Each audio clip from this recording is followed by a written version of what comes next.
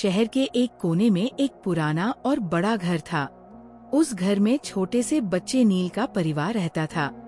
नील एक चंचल और खुशमिजाज बच्चा था, जिसे खिलौनों से बहुत प्यार था। उसके पास एक बड़ा सा खिलौनों का बॉक्स था, जिसमें गाड़ियाँ, गुड्डे गुड़िया, रोबोट और भी कई चीजें थीं। लेकिन नील को इनमें से सबसे ज्यादा पसंद था उसका लकड़ी का एक पुराना खिलौना, एक छोटा सा घोड़ा। ये घोड़ा उसके दादाजी ने उसे गिफ्ट में दिया था। घोड़े की आंखें चमकीली और मुस्कुराहट बड़ी प्यारी थी। नील इस घोड़े को टोनी कहकर बुलाता था। लेकिन जैसे जैसे नील बड़ा हुआ, उसके नए नए खिलौने आ गए और टोनी बॉक्स के कोने में दब गया। नील अब टोनी को भूल चुका था। वह दिन भर वीडियो गेम खेलता या अपने नए खिलौनों के साथ मस्ती करता, लेकिन टोनी चुपचाप पड़ा रहता। दिन बीतते गए और टोनी धूल में लिपटता गया। एक दिन नील गुस्से में अपने खिलौनों को इधर उधर फेंक रहा था।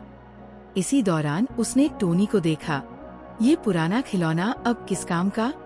नील ने कहा और गुस्से में टोनी को जोर से जमीन पर फेंक दिया। टोनी का एक पैर टूट गया। नील ने उसकी परवाह नहीं की और उसे कचरे में डाल दिया। लेकिन नील को नहीं पता था कि इस खिलौने के अंदर एक रहस्यमय शक्ति है। उस रात नील जब सो रहा था तो घर में अजीब घटनाएं होने लगी। कमरे में रखी अलमारी अपने आप खुलने बंद होने लगी। उसके खिलौने बॉक्स से अजीब सी आवाजें आने लगी। नील ने सोचा कि ये उसकी कल्पना है और वह सो गया। लेकिन आधी रात को अचानक उसकी आँख खुली। उसने देखा कि उसका खिलौना बॉक्स अपने आप हिल रहा है। उसने डरकर अपनी मम्मी पापा को बुलाया, लेकिन जब वे आए तो सब कुछ सामान्य हो गया। ये सब तुम्हारा वहम है नील, जाओ और आराम से सो जाओ, मम्मी ने कहा। लेकिन नील का दिल तेज धड़क रहा था। उसे महसूस हो रहा था कि कुछ गलत है। अगली रात नील को अपने कमरे में कुछ खड़खड़ाहट सुनाई दी। उसने आंखें खोली और देखा कि कचरे में फेंका गया टोनी उसके बेड के पास खड़ा था। टोनी की टूटी हुई आंख से अजीब सी रोशनी निकल रही थी। नील, टोनी ने धीमी लेकिन डरावनी आवाज में कहा, तुमने मुझे तोड़कर कचरे में क्यों फेंका? नील की आंखें डर से चौड़ी हो गईं।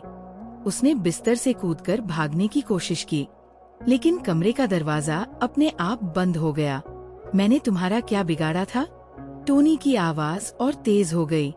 मैं तुम्हारा सबसे प्यारा खिलौना था, फिर तुमने मुझे क्यों छोड़ दिया?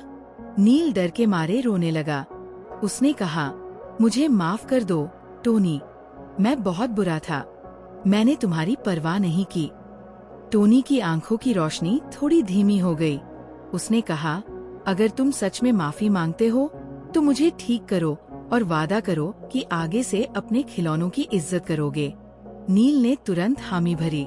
अगले दिन नील ने अपने पापा से मदद मांगी और टोनी को ठीक करवाया। उसने टोनी को प्यार से साफ किया और उसे अपने कमरे के सबसे खास कोने में सजा कर रखा। उसके बाद घर में होने वाली अजीब घटनाएं खत्म हो गईं। नील ने सीखा कि पुरानी चीजों की कद्र करनी चाहिए और कभी भी किसी का दिल नहीं दुखाना चाहिए, चाहे वो खिलौना ही क्यों न हो। इस घटना ने नील को बहुत बड़ी सीख दी। उसने अपने सारे पुराने खिलौनों को साफ किया और उनकी देखभाल करने लगा। टोनी फिर से उसका सबसे खास दोस्त बन गया। यह कहानी हमें सिखाती है कि हमें अपने पुराने सामान और दोस्तों की कद्र करनी चाहिए। हर चीज की अपनी जगह और महत्व होता है और हमें इसे समझना चाहिए।